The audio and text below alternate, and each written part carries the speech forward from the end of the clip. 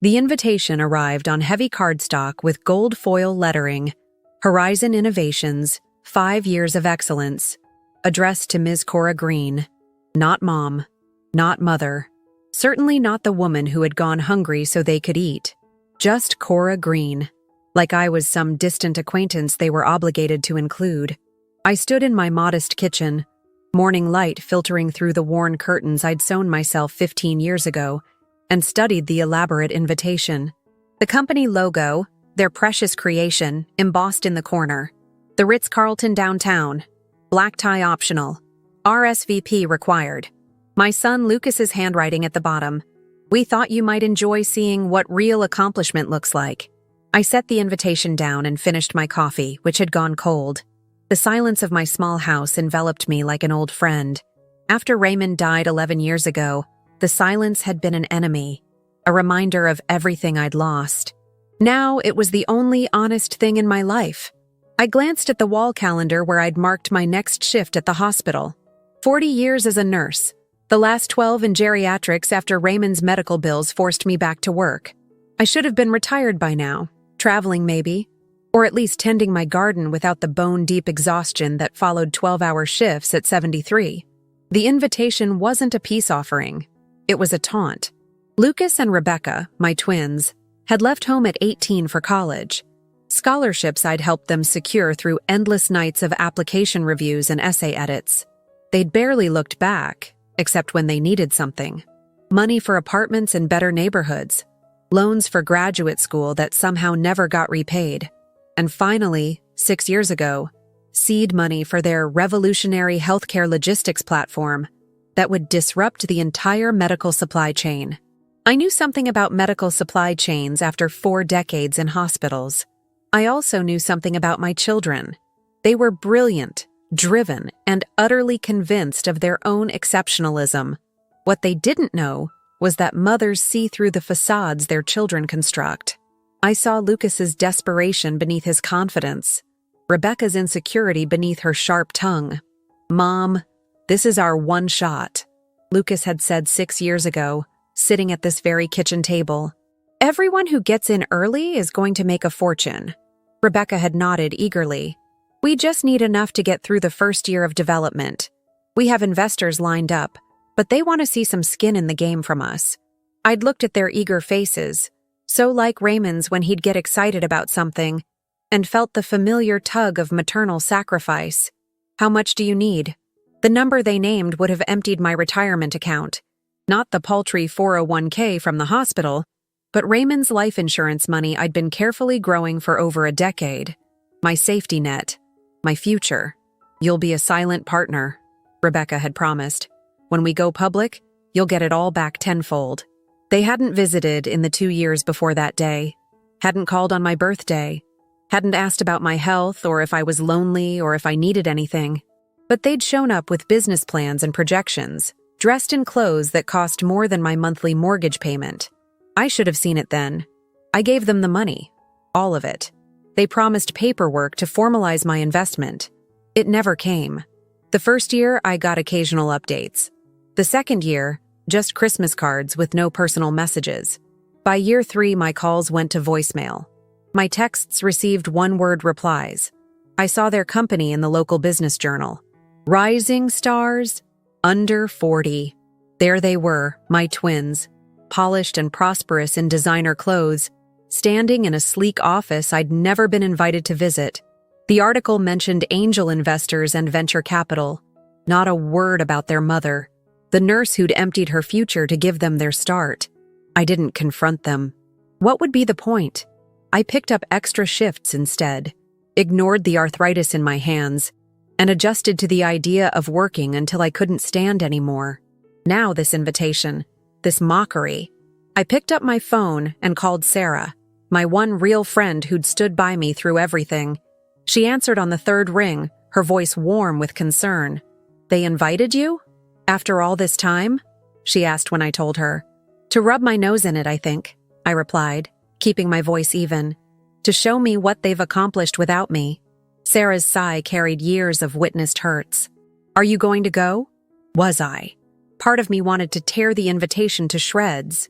Another part, The mother who remembered two dark-haired toddlers running to me with outstretched arms, wanted one more chance to see them in their element, to witness what they'd become, even if they'd become it by stepping on my back.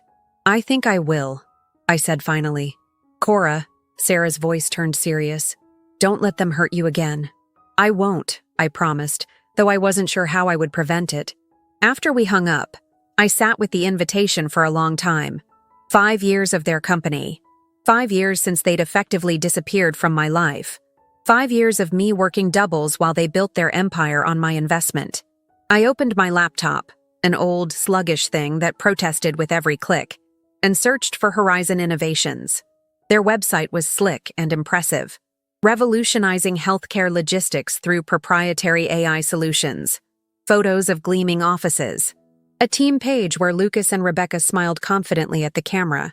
And there, buried in the About Us section, was a list of their major partnerships. Fourth from the top, Peterson Capital. My heart stopped. Peterson Capital was the investment firm that Caleb Peterson had started after leaving Henderson Financial. Caleb, who had been Raymond's best friend for 30 years. Caleb, who had helped me invest Raymond's life insurance money after his death. Caleb, who called me every month to check in, who brought me soup when I had pneumonia last winter, who had become my financial advisor and, though neither of us had ever acted on it, perhaps something more. Caleb had never mentioned investing in my children's company, but then I'd never told him about giving them my retirement money. Some misplaced sense of maternal pride, perhaps, or shame at being so thoroughly discarded afterward. I picked up my phone again and dialed a different number. "Cora," Caleb answered warmly. "I was just thinking about you. How are you?" "I'm fine," I said automatically. "Caleb, do you have a few minutes to talk? In person?" A pause. "Of course. Is everything all right?" "I'm not sure," I said honestly, "but I need your advice." We arranged to meet at the small cafe near his office downtown the next day. After hanging up, I looked again at the invitation on my counter. "What real accomplishment looks like," I repeated Lucas's words aloud to my empty kitchen. I thought of my aching hands after 12-hour shifts changing bedpans and administering medications. I thought of the patients whose hands I'd held as they took their last breaths because their families couldn't be bothered to show up. I thought of raising 2 children alone after their father died, working 2 jobs, making sure they had everything they needed to succeed. For the first time in years, I felt something other than resignation or quiet disappointment when thinking about my children. I felt anger. Cold, clarifying anger that straightened my spine and lifted my chin. I picked up the invitation and wrote a single word on the RSVP card. Yes. Then I opened my closet and pushed aside the practical scrubs and comfortable shoes that had become my uniform. In the back, preserved in plastic, hung the black dress I'd worn to Raymond's funeral. Classic, elegant, severe. I hadn't had occasion to wear it since.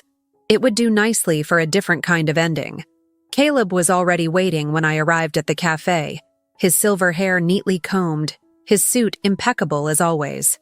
He stood when he saw me, that old-fashioned courtesy Raymond had shared. For a moment, I saw concern flash across his face. Perhaps I looked more tired than usual, but he covered it with a warm smile. "Cora," he said, pulling out my chair. "It's good to see you." I ordered tea while he had his usual black coffee.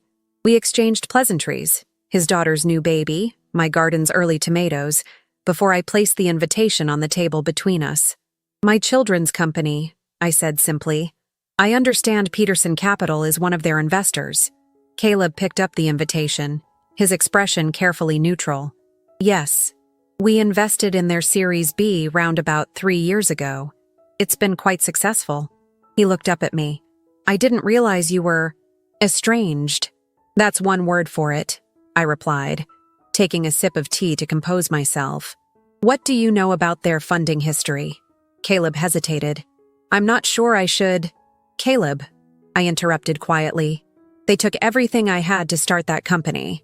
Every penny of Raymond's life insurance. They promised me partnership paperwork. It never came." The color drained from his face. "Cora, I had no idea." "Of course you didn't. I never told anyone. Maternal pride, I suppose. Or foolishness." I kept my voice steady. What I need to know is whether they've listed me as an investor in any of their documents. Anywhere at all. Caleb set down his coffee cup carefully. Not that I've ever seen. We conducted thorough due diligence before investing. Their seed round was attributed to personal funds and a small group of angel investors, none named Green. I nodded, having expected as much. And their company valuation now? Conservative estimates put it around $75 million. They're positioning for an IPO next year that could triple that. The number hung in the air between us. The $350,000 I'd given them, my entire future, would be worth millions now if they'd honored their promise. Do you have any documentation of your investment? Caleb asked gently. Just bank transfers and their verbal promise, for whatever that's worth. I smiled thinly. Not much in a courtroom, I imagine. Caleb leaned forward. Cora, if what you're saying is true, this is serious. It's securities fraud, for one thing. Misrepresentation to investors. If they deliberately concealed your seed funding from subsequent investors. I'm not interested in legal battles, I said, cutting him off. I'm too old and too tired for that, and they're still my children, however much they've disappointed me. Then what do you want? What did I want? Acknowledgement? An apology? My money back with interest? None of those seemed adequate for the depth of the betrayal. I want to attend this party, I said finally, and I want you to be my escort. Caleb looked surprised, then thoughtful. As your financial advisor? As my friend, I corrected. A friend who happens to be one of their major investors. Understanding dawned in his eyes. Cora, just be there, I said. That's all I'm asking. He studied me for a long moment, then nodded slowly. Of course. I'll pick you up at 7. We finished our drinks with lighter conversation, but I could feel Caleb watching me, reevaluating everything he thought he knew about my relationship with my children. When we parted outside the cafe, he held my hand a moment longer than necessary. Whatever you're planning, he said quietly, be careful. They're quite ruthless in business. I've seen it firsthand. I squeezed his hand. I raised them. I know exactly what they're capable of. The week before the party crawled by. I worked my shifts, tended my garden, and prepared with the methodical patience that had served me well through decades of nursing. I took my old dress to be altered and pressed. I visited the salon for the first time in years, having my silver hair shaped into something elegant rather than merely practical. I withdrew a significant portion of my remaining savings for what I needed to do next. 3 days before the event, I visited Anthony Morgan, an old family attorney who had handled Raymond's will. He listened without interruption as I outlined what I needed, his expression giving nothing away. It's unorthodox, he said when I finished, but legal, provided we have the documentation in order. We will, I assured him. Can you have it ready by Saturday? For Raymond's wife? Of course. He paused. Mrs. Green, are you certain this is what you want to do? Family disputes can— This isn't a dispute, Anthony, I corrected him gently. This is a correction. Sometimes the books need balancing, that's all. He nodded, not entirely convinced, but professional enough not to argue. I'll have everything prepared. Will you be attending alone? No, I said. Caleb Peterson will be accompanying me. Anthony raised his eyebrows but said nothing more. The night of the party arrived with unseasonable warmth for September. Caleb picked me up in his Audi, looking distinguished in his tuxedo. His eyes widened appreciatively when he saw me in my altered black dress, now fitted perfectly to my still slender frame, my hair styled, a touch of makeup enhancing my features. Cora, he said softly, you look beautiful. Thank you, I replied, accepting his arm. Let's not be late. The drive downtown was quiet, both of us lost in thought. As the Ritz-Carlton came into view, its facade lit up against the darkening sky, Caleb finally broke the silence. You never told me what happened between you and your children, he said. Beyond the investment issue. I watched the city lights blur past the window. There's not much to tell. They grew up, they moved on. They decided I wasn't useful anymore. Except for my money. I turned to face him. It's a common enough story. Not in my experience, Caleb said, his voice gentle but firm. "Not with a mother like you." We pulled up to the valet stand before I could respond.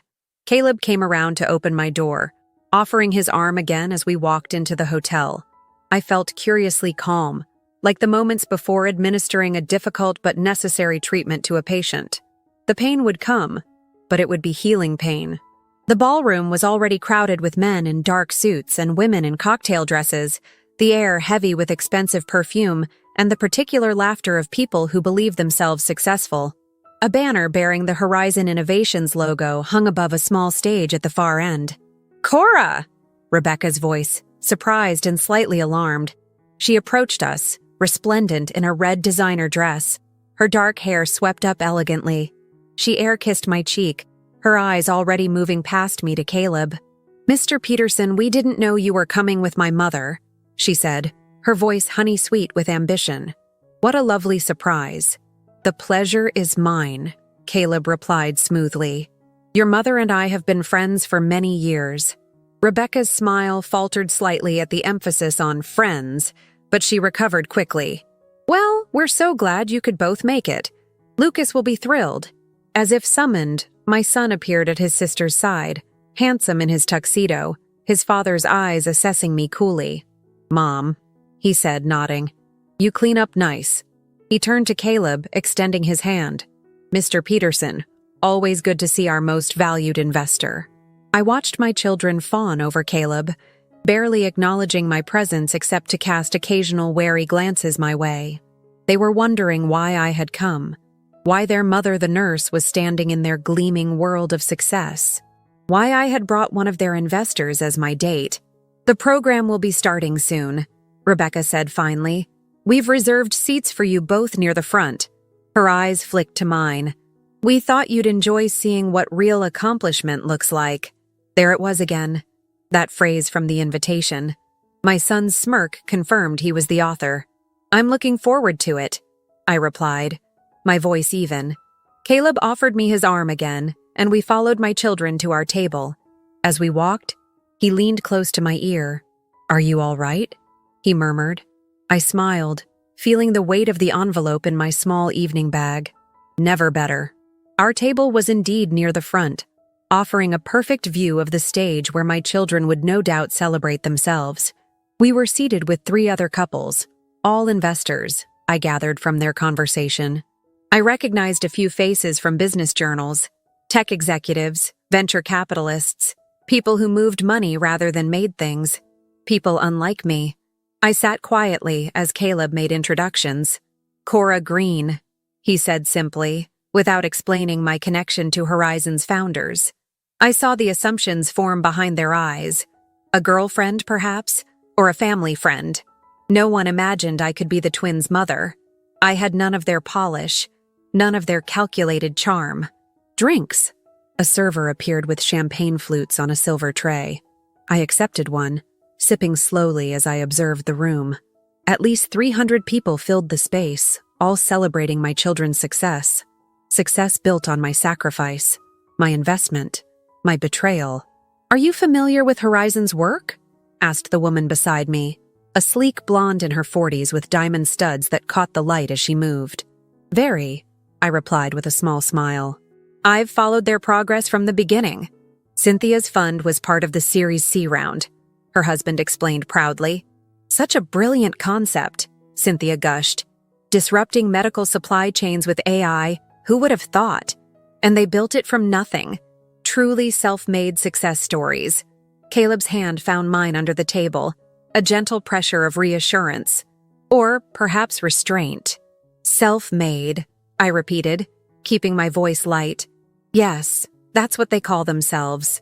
Shh. The lights dimmed then, saving me from further conversation. A spotlight illuminated the stage where a man in an expensive suit introduced himself as the evening's MC. He welcomed everyone to Horizon Innovations' 5th anniversary celebration, speaking of visionaries and game changers and paradigm shifts in the healthcare industry. On cue, the crowd applauded as Lucas and Rebecca took the stage, looking every inch the successful entrepreneurs. My son adjusted the microphone, his smile practiced and confident. "5 years ago, my sister and I had an idea," he began. A simple idea, really.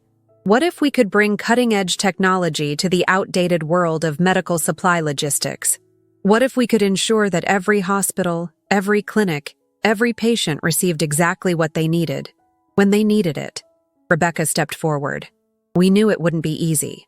Everyone told us it couldn't be done, that the system was too entrenched, too resistant to change.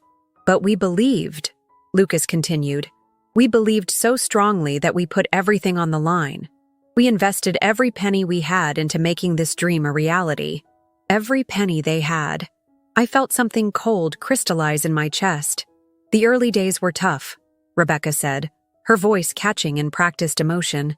We worked out of my apartment, eating ramen, coding until 3 a.m, wondering if we'd made the biggest mistake of our lives.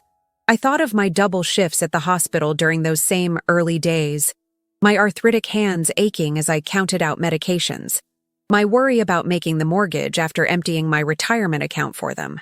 They continued their carefully choreographed story, taking turns describing their journey from scrappy startup to industry disruptor. They thanked their early believers, angel investors who saw their potential when no one else did. Not once did they mention their mother, the nurse who had given them everything to start. And now, Lucas said, his voice swelling with pride, we want to recognize the key partners who helped us reach this milestone. They began calling companies and investors to the stage, presenting each with a small crystal award. Peterson Capital was third on their list. Caleb Peterson, Rebecca announced warmly, one of our earliest major backers and a tremendous mentor to us personally. Caleb squeezed my hand once more before rising to accept the award. He mounted the steps, shook my children's hands, and turned to the microphone. Thank you, he said simply. Horizon Innovations represents the kind of visionary thinking we at Peterson Capital are always seeking to support. But true success isn't just about good ideas or even good execution. He paused, his eyes finding mine in the audience. It's about integrity, about honoring those who helped you along the way. All of those who helped you. Lucas's smile flickered almost imperceptibly. Rebecca glanced at her brother, a momentary uncertainty passing between them. Caleb nodded politely and left the stage, returning to his seat beside me as the presentations continued. Several more investors were recognized, each receiving polite applause. The awards portion was clearly building to something. My children's ultimate moment of self-congratulation, no doubt. And finally, Lucas said after the last investor had returned to their seat, we have a special announcement to share with all of you tonight. Rebecca stepped forward, her smile radiant under the spotlight. As many of you know, we've been preparing for the next phase of Horizon's growth. Today, we're thrilled to announce that we've accepted an acquisition offer from MedTech Global for $250 million. Excited murmurs rippled through the crowd. The blonde woman beside me gasped in delight. This partnership will allow Horizon's technology to scale globally, Lucas continued, while providing an exceptional return to our loyal investors who believed in us from the start. My stomach tightened. They were selling the company. My investment, the one they had never acknowledged, would disappear into the structure of a multinational corporation, buried forever under layers of legal paperwork. But before we close this chapter, Rebecca said, we want to invite someone very special to join us on stage, someone whose support has meant everything to us. For one irrational moment, I thought they were going to call my name, that some shred of decency had survived in them, that they were going to publicly acknowledge their debt to me at last. Instead, they called their former professor, the man who had introduced them to their first angel investor. He joined them on stage to thunderous applause, beaming as they presented him with an oversized crystal award. Dr. Winters saw our potential before anyone else, Lucas declared. He believed in us when we had nothing but an idea and determination. I felt Caleb tense beside me. He leaned close to my ear. Are you ready? He murmured. I nodded, my hand tightening around my evening bag. The professor was making a speech now, praising my children's extraordinary talent and uncompromising work ethic. He spoke of their bootstrapped beginnings and remarkable self-reliance. I rose from my seat, smoothing my dress with steady hands. Caleb stood as well, offering his arm once more. We walked together toward the stage, unhurried but purposeful. I could feel eyes turning to watch us, whispers following in our wake. My children noticed our approach. I saw the moment of confusion on their faces, followed quickly by alarm. Rebecca whispered something to Lucas, who gave a sharp, barely perceptible shake of his head. We reached the steps to the stage as the professor finished his remarks. The audience applauded, but the sound was muted now, curiosity about our interruption spreading through the room. "Lucas, Rebecca," Caleb called pleasantly, his voice carrying in the sudden quiet. "I believe there's one more person who should be recognized tonight. Someone without whom Horizon Innovations would never have existed at all." Lucas stepped forward, his expression a careful mask of professional courtesy overlaying panic. "Mr. Peterson, we're actually just wrapping up the formal program." "This will only take a moment," Caleb interrupted, still smiling. "And I think your investors will be particularly interested." Rebecca moved to her brother's side, a united front against the unexpected disruption. "Perhaps we could discuss this privately after the ceremony," she suggested, her voice honeyed but her eyes hard. "I'm afraid it can't wait," I said, speaking for the first time. "Not with the acquisition announcement." They stared at me, their mother, as if I were a stranger who had crashed their celebration. In that moment, they were strangers to me as well. Not the children I had raised, but cold-eyed adults who had calculated my worth and found it wanting. I took the first step onto the stage. The spotlight felt hot on my skin as I stood on the stage. 300 faces turned toward me, curious, confused, waiting. Lucas's face had gone rigid, a pulse visibly throbbing at his temple. Rebecca maintained her professional smile, but her eyes were glacial. The professor, sensing something amiss, had stepped back, uncertain of his role in this unscripted moment. Caleb stood beside me, a solid presence at my right shoulder. He took the microphone from its stand and spoke with the easy authority of a man accustomed to commanding rooms. "For those of you who haven't had the pleasure of meeting her, this is Cora Green." He paused, allowing the name to register. "Mother of Lucas and Rebecca Green, and the original seed investor in Horizon Innovations." A murmur rippled through the crowd. I watched recognition dawn on some faces, confusion on others. My children's expressions remained frozen, calculating. Lucas recovered first, stepping forward to reclaim the microphone with a forced laugh. "There seems to be some confusion. Our mother has always been supportive, of course, but the company's funding history is well documented in our SEC filings."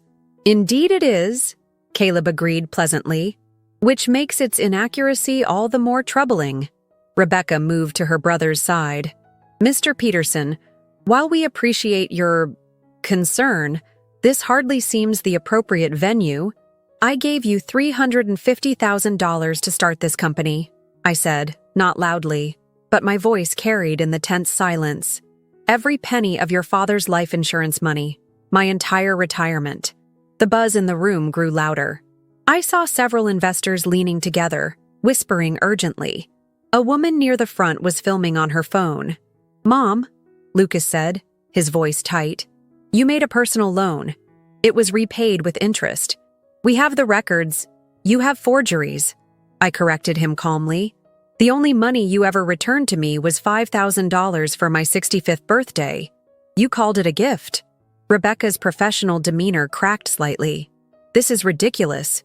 We built this company from nothing. 16-hour days, 7 days a week. While I worked double shifts at the hospital," I finished for her. At 73, with arthritis in both hands. The silence in the ballroom had taken on a different quality now, charged, uncomfortable. I could feel the audience shifting from curiosity to something else, something that felt like judgment. Lucas stepped closer, lowering his voice so only I could hear. "What do you want? Money? Is that it? You could have asked privately instead of creating this spectacle." I looked at my son, really looked at him, the boy who had once climbed into my lap after scraping his knee, who had sobbed against my shoulder when his father died. I searched for some remnant of that child in the cold-eyed man before me and found nothing. "What I want," I said clearly, "is acknowledgement. Recognition for what I sacrificed to give you your start." Rebecca made a dismissive sound. So that's what this is about? Your name on a plaque? Your photo on our website? She shook her head, incredulous. After all we've accomplished, you're upset about not getting enough credit? I turned to Caleb, who nodded encouragingly. I reached into my evening bag and withdrew the envelope Anthony Morgan had prepared. From it, I removed several documents and handed them to Caleb, who stepped forward to the microphone once more. "Ladies and gentlemen," he said, "I have here notarized copies of bank transfers from Mrs. Green's personal account to her children, in the amount of $350,000, dated 6 years ago. There is also a letter, written in Lucas Green's hand, promising his mother founder-level equity in the company they were forming." He held up the papers so those in the front rows could see them. "What Mrs. Green has not yet shared is that these documents were submitted 3 days ago to the Securities and Exchange Commission, along with a formal complaint alleging securities fraud." The room erupted. Several people stood, phones in hand. I saw one man, whom I recognized as MedTech's CEO, signaling urgently to an assistant. My children's faces had gone bloodless with shock.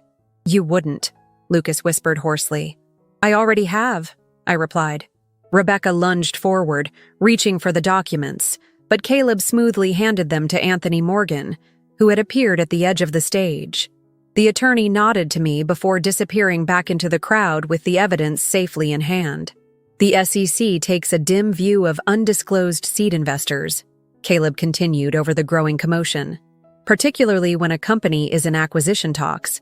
Such omissions could be seen as material misrepresentation, potentially invalidating all subsequent funding rounds." "You're destroying everything!"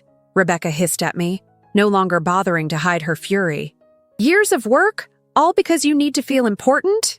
"No," I said. "I'm simply balancing the books." Lucas grabbed my arm, his fingers digging into my flesh. "Do you have any idea what you've done?" he demanded, his voice shaking with rage. "The MedTech deal will collapse.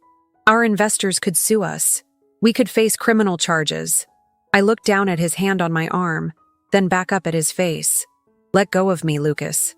Something in my tone made him release me instantly, taking a step back. For the first time, I saw fear in his eyes. Not of legal consequences, but of me, of what else I might have planned. "Mrs. Green," called a voice from the crowd. A woman in a severe suit had risen from a table near the back. "Christina Zhao, SEC Regional Office. We'd be very interested in speaking with you further about this matter." So, Anthony had made the calls as promised. Good. "Of course," I replied calmly. More people were on their feet now. The MedTech CEO was making his way toward the exit, his face thunderous. Several investors were demanding answers from anyone who looked official. The carefully orchestrated evening was disintegrating into chaos. Through it all, my children stood frozen, watching their empire crumble in real time. The triumph of the acquisition announcement had curdled into public disaster in a matter of minutes. The MC rushed onto the stage, trying desperately to regain control. "Ladies and gentlemen, if we could please—" His words were lost in the growing tumult. Lucas turned to me, his expression haunted. "Why now?" he asked, his voice barely audible. "After all this time, why would you do this tonight?" I stepped closer, close enough to see the tiny scar above his eyebrow from when he'd fallen off his bike at 7, close enough that only he could hear my answer. "You invited me to see what real accomplishment looks like," I told him, meeting his gaze squarely. "So I thought I'd show you." His face contorted with a complex emotion, rage, realization, perhaps even a flicker of shame. But I was already turning away, taking Caleb's offered arm as we descended the steps. We walked through the pandemonium, past shocked faces and urgent conversations, past security personnel moving in and PR representatives trying to contain the damage. No one stopped us. No one even seemed to notice the elderly nurse and her distinguished escort making their quiet exit from the chaos they had unleashed. In the relative quiet of the hotel lobby, Caleb looked down at me. "Are you all right?" I considered the question as we walked toward the doors. Behind us, raised voices echoed from the ballroom. Ahead, the night air beckoned, cool and clean. "I will be," I said finally. Outside, the valet brought Caleb's car. As he held the door for me, I paused, looking back at the gleaming facade of the hotel where my children's carefully constructed narrative was unraveling thread by thread. "What happens now?" Caleb asked as we pulled away from the curb. I watched the hotel recede in the side mirror. "They'll attempt damage control. They'll claim I'm confused, vindictive, mentally unstable. They'll offer me money to retract my statement. And will you?" I turned to look at him, this man who had helped me deliver justice without judgment. "No," I said simply. "Some debts can't be repaid with money." The city lights blurred as we drove, silent towers of glass and steel against the night sky. I felt neither triumph nor sorrow, just a curious lightness, as if something long carried had finally been set down. The media coverage began the next morning. Tech startup scandal. Founders accused of defrauding their own mother ran the headline in the business section. By noon, it had spread to national outlets. By evening, it had become a symbol of everything wrong with startup culture. The hubris, the myth-making, the casual cruelty hidden beneath inspirational success stories. I watched it unfold from the quiet of my small house, fielding calls from Anthony Morgan about the SEC investigation and declining interview requests from journalists. I had said what needed to be said on that stage. The rest would follow its natural course. 3 days after the party, as I was deadheading roses in my garden, a black SUV pulled up outside my home. Rebecca emerged from the passenger side, wearing sunglasses despite the cloudy day. She stood at the edge of my yard, seeming uncertain about crossing that boundary. "Mom," she called.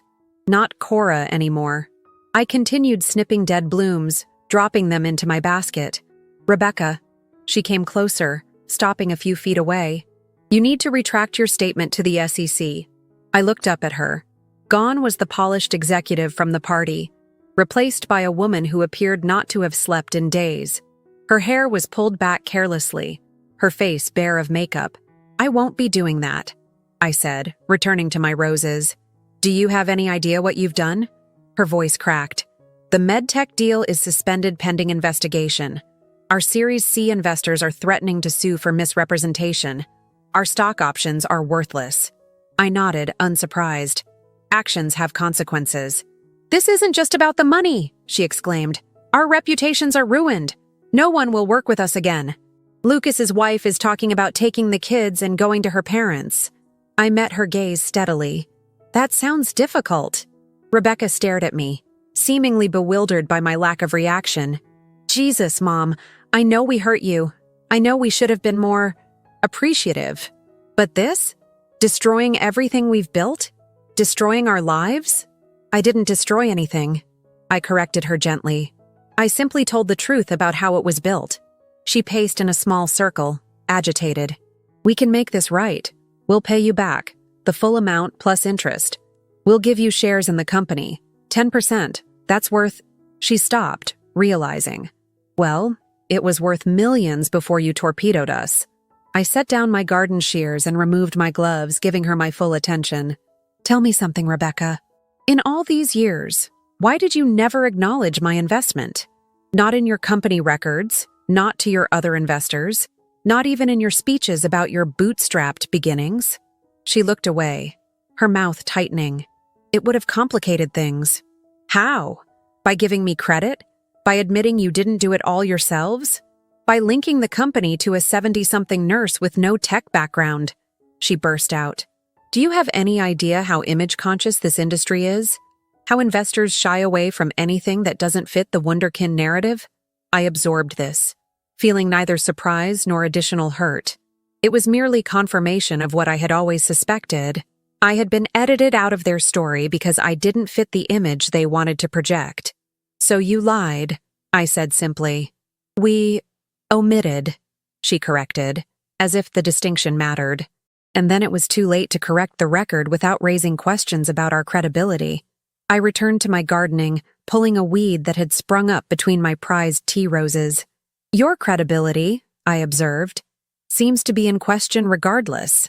Rebecca made a sound of frustration. "What do you want, Mom?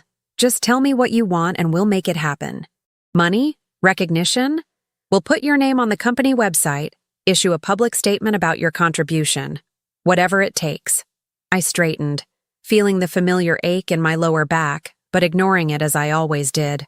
What I want, I said, is not something you can give me now. Then why? She removed her sunglasses, revealing reddened eyes. Why did you do this if not to get something? What was the point? I considered my daughter, this stranger who shared my blood but none of my values. I thought of all the ways I might answer her. I could speak of justice, of consequences, of the bitter lesson that integrity matters. I could remind her of the little girl who once broke her piggy bank to buy soup when I was sick. I could ask when that child had been replaced by the woman who would discard her mother when it became convenient. Instead, I said, "Some debts can't be repaid." She flinched as if I'd struck her. "So that's it? You've had your revenge and now we just— What? Lose everything while you go back to gardening? I imagine you'll land on your feet," I said. "You and Lucas are nothing if not resourceful." Rebecca stared at me for a long moment. I saw a series of emotions cross her face. Anger, disbelief, calculation, and finally a cold acceptance that mirrored my own. "You know," she said quietly, "Dad would be ashamed of what you've done." If she had hoped to wound me with Raymond's memory, she failed. I knew my husband better than she ever had. "Your father," I replied, "taught you both that family comes before business." It seems that lesson didn't take. Something shifted in her expression then. Not remorse exactly, but perhaps the first glimmer of understanding that what had happened was not merely a transaction gone wrong, but a profound moral failure. Without another word, she turned and walked back to the waiting SUV. I watched her go, feeling nothing but the cool autumn breeze on my face and the distant satisfaction of accounts settled. The legal proceedings took nearly a year. The SEC investigation led to fines, settlements with investors, and the complete dissolution of the acquisition deal. Horizon Innovations survived, but only barely, and under new management. My children were forced out by their board, their golden future replaced by cautionary tale status in the tech world. I received what was legally mine, though the amount was far less than what my initial investment would have been worth had they honored their promise. The money wasn't the point. It never had been. Caleb remained steadfastly by my side throughout, his friendship deepening into something more as the months passed. We never spoke of marriage. We were both too old for such ceremonies. But he moved into my small house, bringing his books and his quiet wisdom and his way of making coffee exactly as I liked it. My children did not contact me again after that day in the garden. I heard about them occasionally through mutual acquaintances or news articles. Lucas's marriage ended, as Rebecca had predicted. He moved to Seattle to work for a former competitor at a fraction of his previous salary. Rebecca started a consulting firm that struggled to find clients willing to overlook her history. Sometimes, in the quiet evenings as Caleb and I sat on the porch watching the sunset, I thought about what might have been. Not with regret, I had none, but with a certain wondering about the paths not taken. If they had acknowledged me from the beginning, if they had shown even a modicum of gratitude or respect, if they had remembered, even once, that I was more than a convenient source of capital. But they hadn't. And in their failure, they had taught me my final lesson as a mother, that love without justice is merely sacrifice, and sacrifice without recognition becomes erasure. I refuse to be erased. So that's my story. Not one with a happy ending, perhaps, but a necessary one. When people ask me if I ever regret what I did, I tell them the truth. The only thing I regret is waiting so long to demand what was rightfully mine. Not just the money, but the acknowledgement of my contribution. Some call it revenge. I call it correction. If there's one thing I want you to take from this, it's that you should never let anyone, not even those you love most, make you invisible. Your contributions matter. Your sacrifices deserve recognition. And if that recognition isn't freely given, sometimes you have to stand up and take it. Life is too short to let others write you out of your own story. Don't forget to subscribe to the channel and comment where you're watching from. I'd especially like to hear from other parents who've found themselves edited out of their children's narratives. Remember, we may be older, but we're far from powerless. Until next time, this is Cora Green, signing off.